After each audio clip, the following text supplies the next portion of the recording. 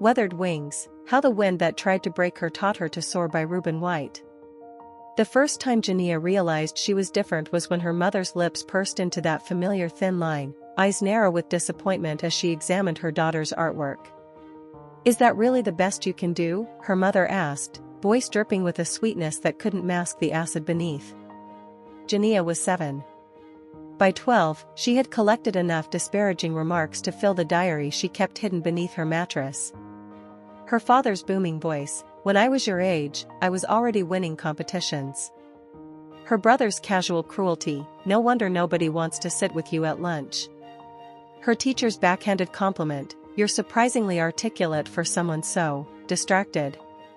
Each word a small stone added to the growing weight on her shoulders. Home was a place where praise hung like rare fruit on a tree with thorns too sharp to climb. School was a battlefield where the popular girls wielded words like weapons, aiming with precision at her second-hand clothes, her ambitious dreams, her unruly hair that refused to be tamed just like the spirit beneath it. "People like us don't become anything special," her grandmother once told her, not unkindly, but with the firm certainty of someone who believed the sky was permanently gray. "Best to keep your head down and be grateful for what you have." But deep in Janiyah's chest burned an ember that refused to be extinguished. When she wrote stories late at night, that ember glowed brighter. When she read books about faraway places and remarkable lives, it sparked and crackled with possibility. While the voices around her insisted on limitations, something within her whispered of horizons.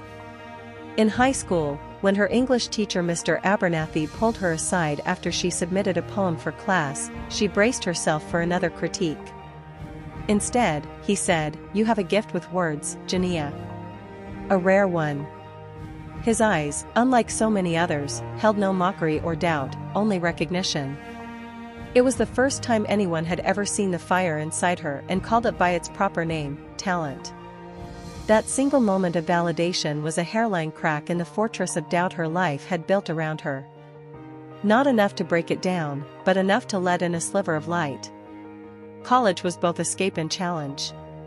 Away from her family's constant reminders of her shortcomings, Janiyah found her voice growing stronger. But the world had other barriers: professors who overlooked her raised hand, classmates who expressed surprise when she outperformed them, boyfriends who seemed to love the idea of her success more than the reality of her ambition. "You're always reaching for something," one ex-boyfriend complained during their breakup. "Can't you just be content?" Content. The word followed her like a shadow, suggesting that her hunger for more was a flaw rather than a force. After graduation, Janiyah took a job at a small publishing house. Her ideas were often attributed to others in meetings. Her achievements were qualified with "she got lucky" or "she had help." The narrative of her life seemed written by everyone but her. Until the night she stayed late, the office empty except for the hum of fluorescent lights and the tap of her keyboard as she worked on a manuscript everyone else had rejected. Something about the story had called to her, a character who, like her, was constantly underestimated. Janiyah edited through the night, restructuring chapters, strengthening the protagonist's journey, believing in the story when no one else would. 6 months later, that book became the publishing house's unexpected bestseller. Suddenly, the same colleagues who had dismissed her were eager to claim proximity to her success. "Elle always knew she had potential," they would say, conveniently forgetting their previous dismissals. Janiyah didn't forget. With her first substantial bonus, she rented a small office space and started her own literary agency. She sought out voices like hers, overlooked, underestimated, burning with stories that deserved to be told. She built her reputation one book at a time, one author at a time, with the careful patience of someone who knew that true success, like healing, couldn't be rushed. 3 years in, when her agency secured a 7-figure deal for a debut novelist, the industry took notice. 5 years in, when she launched an imprint dedicated to writers from marginalized backgrounds, her name became synonymous with innovation and integrity. 10 years in, when she returned to her hometown to give a commencement speech at her old high school, the audience included many who had once dismissed her, now watching with newfound respect as she stood at the podium, her presence commanding the room without apology. Her mother, now older and slightly softened by time, approached her after the speech. "Elle never thought," she began. Then stopped herself. I'm proud of you," she said instead, the words clearly unfamiliar on her tongue. Janiyah nodded, accepting the olive branch for what it was. She had long since realized that her family's criticism had stemmed from their own fears and unhealed wounds. Understanding this didn't erase the pain of her childhood, but it allowed her to contextualize it, to see their limitations without adopting them as her own. In her office in New York, Janiyah kept a wall of photographs, authors whose careers she had helped launch, books that had changed the cultural conversation, moments of triumph big and small.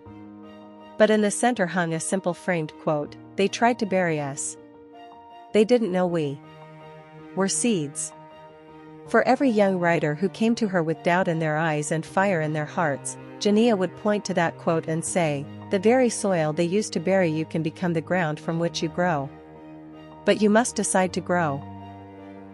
And when asked about the secret to her success in interviews, Janiyah would smile, not the practiced smile of someone performing happiness, but the genuine expression of someone who had earned her joy through resistance and persistence.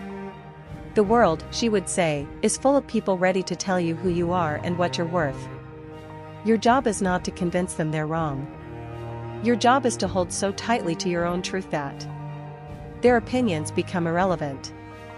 In the end, Janiyah's greatest achievement wasn't the awards on her shelf or the influence she wielded in literary circles. It was the quiet certainty with which she moved through the world, a woman who had alchemized every dismissal into determination, every rejection into resilience, every no into not yet. She had learned that success wasn't about proving others wrong. It was about proving herself right, over and over again, until the voice that mattered most, her own, was the loudest in the room. Perhaps the most powerful testament to Janiyah's journey came not from her public accomplishments but from a moment no one else witnessed: the night she finished writing her memoir, closing her laptop in her silent apartment, realizing that the story of her life was now truly her own to tell. The girl whose artwork had once been deemed inadequate had created something no one could diminish, a life built word by word, choice by choice, defiance by defiance. In reclaiming her narrative, Janiyah had done more than find success. She had found freedom. And in that freedom lay the moral of her story: our wounds do not define us unless we allow them to. The voices that try to limit us only succeed if we amplify them in our own minds. True power isn't about silencing your critics, it's about learning to hear your own voice above their chorus. For in the end, we become what we believe ourselves capable of becoming, and no one, no family member, no classmate, no colleague, has the authority to set the boundaries of your potential unless you hand them that power. Janiyah never did. And in refusing to surrender the pen that wrote her story, she created a masterpiece that no criticism could ever diminish.